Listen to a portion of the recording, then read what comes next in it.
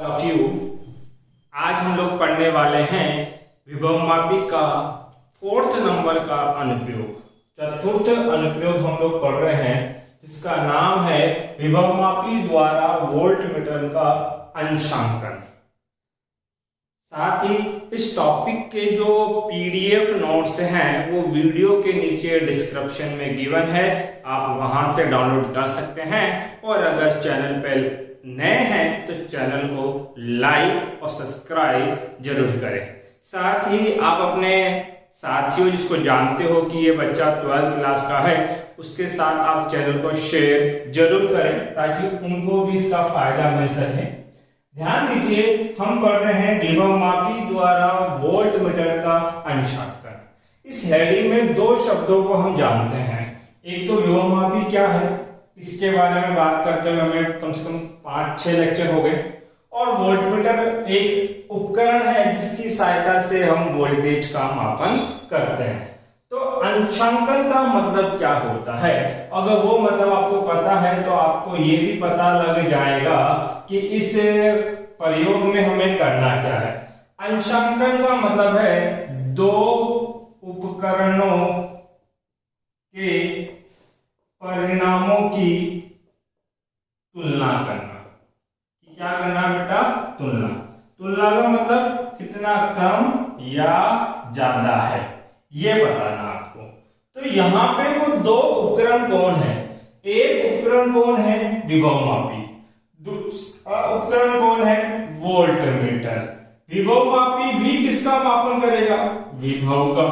और वोल्टमीटर भी किसका मापन करेगा? विभव का मापन करेगा। अब हम बोलेंगे, मान लीजिए वोल्टमीटर ने जो रीडिंग हमें दी या जो विभव माप के दिया वो कितना? V। और विभवमापी द्वारा मापा गया विभव कितना मान लेते हैं? V'। अब आपको यह पता है कि वोल्टमीटर जो है शुद्ध विभव का मापन नहीं करता, इसके मापन में कुछ त्रुटि होती है। तो इसने कितनी त्रुटि की, उस त्रुटि का मान निकालना ही क्या कहलाता है? अंशांकन। तो अंशांकन का मतलब क्या है? त्रुटि निकालना। त्रुटि कैसे निकालोगे? वोल्टमीटर ने कितना विभव मापा? V। कितना मापा? V। और विभवमापी द्वारा कितना मापा गया? V'। इनका जो अंतर है वो अंतर ही क्या कहलाएगा? त्रुटि कहलाएगा। मान लीजिए एक्यूरेट मान था 5 वोल्ट और विभव मापी ने तो 5 वोल्ट मापा, वोल्टमीटर ने कितना विभव मापा? मान लीजिए 4.5 वोल्ट। तो कितना कम नापा गया? 0.5। कैसा आएगा? माइनस का। तो ये जो त्रुटि आती है इसको हम दर्शाते हैं डेल्टा V से। डेल्टा V इसलिए क्योंकि दो विभव का क्या है? अंतर है। जैसे दो विस्थापन का अंतर हम लिखते हैं delta x equal to x2 minus x1 आपके पास। इसी प्रकार से जो दो विभव का अंतर है वो लिखा जाएगा डेल्टा V। और ये जो अंतर है ये पॉजिटिव भी हो सकता है और नेगेटिव भी हो सकता है, इसलिए इसको प्लस और माइनस दोनों लिखा जाएगा। तो आपको ये पता लग गया कि त्रुटि या अंशांकन एक ही चीज है। तो जब आपको बोला जाए कि विभवमापी द्वारा वोल्टमीटर का अंशांकन करो तो आपको किस मान की गणना करनी है? V minus V'। जहां V क्या है? वोल्टमीटर द्वारा मापा गया विभव और V' क्या है? विभवमापी द्वारा मापा गया विभव। हमें यही मान ज्ञात करना है विभवमापी के प्रयोग की सहायता से। अब देखते हैं यह प्रयोग कैसे किया जाएगा। तो अंशांकन का मतलब हमें समझ में आता है दो उपकरणों के परिणामों की तुलना, कम है कि ज्यादा, अर्थात इनका तुलना बोले या क्या ज्ञात करना बेटा? अंतर ज्ञात करना आपके पास है। अब देखिए इसका लिए आपके पास परिपथ क्या बनेगा, ध्यान देना बेटा। यहां इसका परिपथ ही इंपॉर्टेंट है, बाकी तो जी है। किसको यूज में लेना है? विभवमापी। तो विभवमापी का प्राथमिक परिपथ तो बनेगा ही बनेगा। इसके लिए क्या किया? एक बैटरी ली जिसका विद्युत वाहक बल कितना? EP। साथ ही हमने क्या ली बेटा कि कुंजी कितनी K1, इसको रखेंगे हम लोग बंद हमेशा। साथ में इस परिपथ की धारा को क्या करना है, नियंत्रित, इसलिए क्या ले लिया बेटा, एक धारा नियंत्रक RH1। ठीक है, इसके बाद आपने लिया 10 मीटर लंबा विभवमापी का तार की लंबाई क्या AB, जिसपे हम जॉकी को चलाएंगे। यहाँ पे हम लेते हैं एक स्टैंडर्ड सेल, मानक सेल। इस मानक सेल के बारे में हम पहले भी बात कर चुके हैं। एक ऐसा सेल जिसकी सहायता से हम विभव प्रवणता ज्ञात करेंगे। यहाँ तो इस स्टैंडर्ड सेल का मान कितना है, ES। इस ES का जो भी मान होगा वो आपको पता होगा। अगर आप फिजिक्स लैब के अंदर एक मानक सेल अर्थात स्टैंडर्ड सेल अगर काम में ले रहे हो तो उसकी वोल्टेज होती है बेटा 1.08 वोल्ट, अर्थात मानक सेल का मान इतना विभव होगा। तो ES का मान हमें पता है। उसके बाद क्या लेते हैं बेटा, एक रेजिस्टेंस बॉक्स। ये रेजिस्टेंस बॉक्स मैंने ले लिया, थोड़ा नीचे बनाते हैं। ये क्या है बेटा, रेजिस्टेंस बॉक्स। ठीक है, सॉरी बेटा, रेजिस्टेंस बॉक्स आपके पास है। साथ ही इस परिपथ में हमें धारा को नियंत्रित करना है, इसलिए द्वितीय धारा नियंत्रक RH2। इस परिपथ को हमें सप्लाई देनी है तो एक बैटरी हमें लगानी पड़ेगी। कितनी बेटा, EMF E। ऑन ऑफ करने के लिए एक कुंजी का नाम K2 आपके पास। इतने से हमें बाद में किसी को दिक्कत नहीं होना चाहिए। और ये जो आपके पास ES है और रेजिस्टेंस बॉक्स है, इन दोनों के बीच में एक द्विमार्गी कुंजी जोड़ दी गई और द्विमार्गी कुंजी का बीच वाला सिरा सदैव गैल्वेनोमीटर से जुड़ता है और गैल्वेनोमीटर को जोड़ा जाता है किससे, जॉकी से। इस टर्मिनल को बोल दिया X, इसको बोला Y और इसको क्या बोला बेटा, Z। यहाँ X और Y के बीच में जब आप कुंजी लगाओगे तो वो कुंजी बनेगी K3 और Y और Z के बीच में अगर लगाओगे तो उस कुंजी को क्या नाम देंगे, K4। ये इसका क्या है बेटा, परिपथ है। परिपथ में क्या याद रखना है, सबसे पहले क्या बनाओगे, विभवमापी का प्राथमिक परिपथ। ये तो याद हो गया होगा अब तक। इसमें क्या क्या लेते हैं बेटा, एक प्राथमिक सेल जिसका विद्युत वाहक बल कितना, EP। ऑन ऑफ करने के लिए कुंजी कितनी, K1। एक धारा नियंत्रक RH1 और 10 मीटर लंबा विभवमापी तार।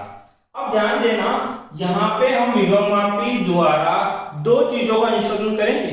इस लेक्चर में तो एक भी करूंगा, अगला जो लेक्चर आएगा यहाँ तो मैं वोल्टमीटर का संशोधन कर रहा हूँ या अंशांकन कर रहा हूँ।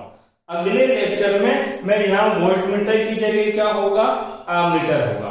करने का तरीका सेम रहेगा, परिपथ सेम रहेगा। तो परिपथ को याद रख लो, आपका काम आसान हो जाएगा। ठीक है, ये तो मेरा प्राथमिक परिपथ हुआ। फिर मैंने क्या लगाया है, मानक सेल जिसका EMF या विद्युत वाहक बल कितना है, ES। साथ ही मैंने क्या लगाया है कि रेजिस्टेंस बॉक्स, ये नीचे वाला परिपथ है जिसकी धारा को नियंत्रित करने के लिए धारा नियंत्रक RH2।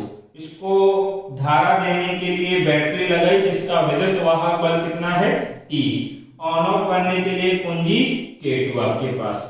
इस स्टैंडर्ड सेल और रेजिस्टेंस बॉक्स के बीच में एक द्विमार्गी कुंजी जोड़ दी गई है और द्विमार्गी कुंजी का जो बीच वाला सिरा है वो गैल्वेनोमीटर से जोड़ा है। अब देखो शॉर्ट एंड स्वीट में इससे गणना कैसे करेंगे। सबसे पहले क्या करना बेटा, कुंजी K3 को बंद करना। क्या करेंगे बेटा, कुंजी K3 को क्या किया, बंद। जैसे ही कुंजी K3 को बंद करूंगा तो ये गैल्वेनोमीटर जो है वो किससे जुड़ जाएगा, इस स्टैंडर्ड सेल से। और हमने ये मान रखा है कि इस विभवमापी का जो विभव प्रवणता है, क्या बेटा, विभव प्रवणता, वो कितनी है, X आपके पास है। अब देखो, हमें इस मानक सेल के लिए संतुलन लंबाई ज्ञात करनी है। तो कैसे ज्ञात करेंगे, मानक सेल को जोड़ दिया गैल्वेनोमीटर। गैल्वेनोमीटर जुड़ा है किससे, जॉकी से। बात क्लियर। अब क्या करेंगे, ज्योति को इस AB तार पे चलाएंगे, यहां टच करेंगे और देखेंगे कि इसमें विक्षेप 0 आया क्या, नहीं आया तो आगे टच करके देखना। आपको एक बिंदु ऐसा मिलेगा जब गैल्वेनोमीटर में विक्षेप कितना, 0। जैसे ही 0 विक्षेप हो बोल देना धारा कितनी बहेगी इसमें, 0। और जिस बिंदु पे विक्षेप 0 आया वहां तक की लंबाई नाप लेना, कितनी बेटा, L1। ये इस मानक सेल की क्या कहलाएगी आपके पास, संतुलन लंबाई। तो कुंजी K3 को क्या किया, बंद, तथा मानक सेल ES के लिए संतुलन लंबाई L1 ज्ञात करी। ठीक है, हमने L1 प्राप्त कर लिया। अब ES का मान निकालना है। तो आपने विभवमापी का सिद्धांत पढ़ा। विभवमापी का सिद्धांत क्या कहता है, विद्युत वाहक बल या वोल्टता या विभव बराबर होता है संतुलन लंबाई गुणा में विभव प्रवणता। तो हम बोलेंगे विद्युत वाहक बल कितना है, ES बराबर होगा संतुलन लंबाई कितनी आई, L1। विभव कोणता कितनी मान रहे हैं, x। तो यहां से बताइए x बराबर क्या हो जाएगा, ES बटा L1। तो क्या x का मान प्राप्त हो गया क्या, हाँ। कैसे, इस मानक सेल का मान तो मुझे पहले ही पता होगा और ये लंबाई कितनी आएगी वो आप इस प्रयोग से ज्ञात कर लोगे। भाई माप लोगे ना, 1 मीटर आया, 1.5 मीटर आया, 2 मीटर आया, 3 मीटर आया, जो भी आए वो यहां रख देना। इन दोनों की वैल्यू मुझे पता है, इसलिए मैं किसका मान ज्ञात कर पाऊंगा, x। ठीक है, यहां तक किसी को कोई दिक्कत नहीं होनी चाहिए। अब क्या करना, कुंजी K3 को खोल देना। तो कुंजी K3 को क्या कर दिया बेटा, खुला, इसको खुला रखा और कुंजी K4 को बंद कर दिया। और कुंजी K4 को क्या कर दिया बेटा आपने, बंद, ये बंद कर दिया। और ये जो रेजिस्टेंस बॉक्स है इससे एक रेजिस्टेंस बाहर निकालेंगे। तो हमने बोला RB से एक प्रतिरोध बाहर निकाला, कितना प्रतिरोध, R ओम, कितना प्रतिरोध, R ओम। ठीक, जैसे ही इसे प्रतिरोध बाहर निकालोगे तो मान लीजिए कोई भी प्रतिरोध हो, जो भी निकालोगे उसका मान आप लोगों को पता होगा। भाई मान लो 5 ओम का निकाला है, 10 ओम का निकाला है, 12 ओम का निकाला है, जो भी निकाला है इस R की वैल्यू आपको पता है। जैसे ही प्रतिरोध बाहर निकालोगे इसके अंदर क्या बहेगी, एक धारा बहेगी। और धारा बहेगी तो बताइए ये बिंदु A है, ये A है तो ये भी A ही है और ये भी क्या है, A। इस A से लेकर Z तक एक विभव उत्पन्न होगा, कितना, V'। और ये V' बराबर कितना होगा, I। इस विभव V' के मान की गणना करनी है इस विभवमापी द्वारा। तो हम बोलेंगे विभव V' का मान विभव मापी द्वारा ज्ञात करने पर इसकी संतुलन लंबाई L2 प्राप्त हुई। सुनना, यहां तक का विभव कितना है, V'। इस V' की गणना करनी है विभव मापी से। तो हम बोलेंगे इस V' विभव को जोड़ देंगे किससे, गैल्वेनोमीटर से। और ये तब जुड़ेगा जब कुंजी K4 क्या करोगे, ऑन आपके पास, मतलब इसको चालू करेंगे। अब गैल्वेनोमीटर किससे जुड़ा है, ज्योति से। ज्योति को इस AB तार पे चलाओगे जिसको बोलते हैं विभवमापी तार। तो हमने ज्योति को यहाँ टच करना स्टार्ट किया। मान लीजिए वो बिंदु ये आया जब इसने कितनी रीडिंग दी, 0। तो यहां तक की लंबाई आप नाप लेना, वो लंबाई कितनी है, L2। तो हम बोल देंगे विभवमापी द्वारा मापा गया विभव V' है, जिसके लिए संतुलन लंबाई कितनी प्राप्त हुई, L2 प्राप्त हुई। तो यही लिखा है, विभव v डैश का मान विभवमापी द्वारा ज्ञात करने पर संतुलन लंबाई L2 प्राप्त हुई। तो विभवमापी के सिद्धांत से ये v डैश का मान क्या होगा? विभवमापी ये कहता है कि विभव बराबर होगा संतुलन लंबाई गुणा विभव प्रवणता। संतुलन लंबाई कितनी? L2 आपके पास, और विभव प्रवणता कितनी है? x। इसको बनाओ समीकरण नंबर 1। इस समीकरण 1 से x का मान यहां रख देंगे। अगर यहां रखूंगा तो बताओ v डैश बराबर कितना होगा? L2 तो एज इट इज, और x का मान कितना है? ES बटा L1। समीकरण नंबर 2। समीकरण 2 दिखाई दे रहा है क्या? दिख जाएगा, कोई दिक्कत नहीं है आप लोगों को। अब देखो अगला, ये मिटा दो ऊपर का, मुझे जगह की आवश्यकता है। ठीक है, अभी तक आपने क्या काम किया? पहले तो ES का मान निकाला, कितना आया? L1x, जहां से x का मान कितना बोल दिया? ES बटा L1। फिर आपने इसकी कुंजी हटाई K3 और K4 को जोड़ दिया। K4 को जोड़ने के बाद आपने विभव क्या निकाला? V डैश, और V डैश का मान कितना आया? L2x, जहां x का मान रख दिया तो V डैश की वैल्यू कितनी हो गई? L2 ES बटा L1। ये बन गया समीकरण नंबर 2। अब इसी स्थिति में ध्यान देना, इसी स्थिति में रेजिस्टेंस बॉक्स के समांतर क्रम में एक वोल्टमीटर, ऐसे लिख लो, वोल्टमीटर जोड़ा गया। इसी स्थिति में क्या किया? इस रेजिस्टेंस बॉक्स से 2 तार निकाले और इसके समांतर क्रम के अंदर क्या जोड़ दिया बेटा? एक वोल्टमीटर। अब वोल्टमीटर जोड़ दिया तो इस रेजिस्टेंस बॉक्स के ऊपर कुछ विभव होगा, और उस विभव की रीडिंग कौन देगा? वोल्टमीटर। जो भी रीडिंग दे, आपको 2.5 वोल्ट दे, 2.6 वोल्ट दे, 1.3 वोल्ट दे, जितनी भी रीडिंग देगा वो देख के नोट कर लेंगे हम लोग। तो हम बोल देंगे वोल्टमीटर जोड़ा गया तथा वोल्टमीटर द्वारा मापा गया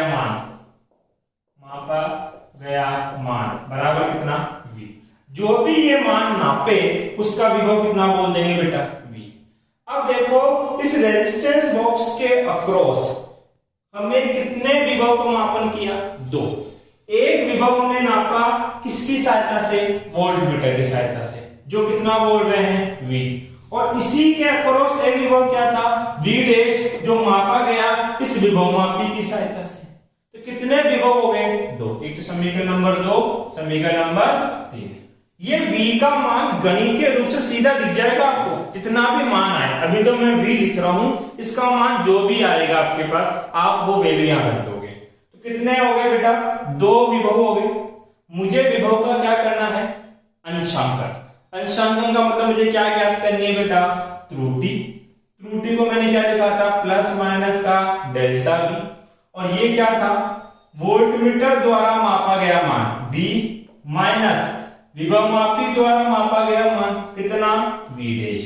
V का मान तो V रहेगा, और V डैश का मान प्रैक्टिकली आप ज्ञात कर चुके हो, L2 ES बटा L1। ये है आपके पास वोल्टमीटर के अंशांकन के लिए सूत्र। तो देखो, V प्रैक्टिकली रीडिंग आएगी, नोट कर देंगे। L2 और L1 हमें विभवमापी द्वारा प्राप्त होगी, वो हम यहां रख देंगे। और मानक सेल की वैल्यू हमें पहले से ही पता होगी, उसका मान यहां रखेंगे। तो आप इससे सूत्र की सहायता से वोल्टमीटर का क्या कर पाओगे बेटा? अंशांकन। साथ ही आप इसका क्या ले सकते हो बेटा? स्क्रीनशॉट ले लीजिए। ले लिया? और अगर इस टॉपिक से रिलेटेड आपको कोई डाउट है तो आप मुझे कमेंट बॉक्स में पूछ सकते हो। धन्यवाद।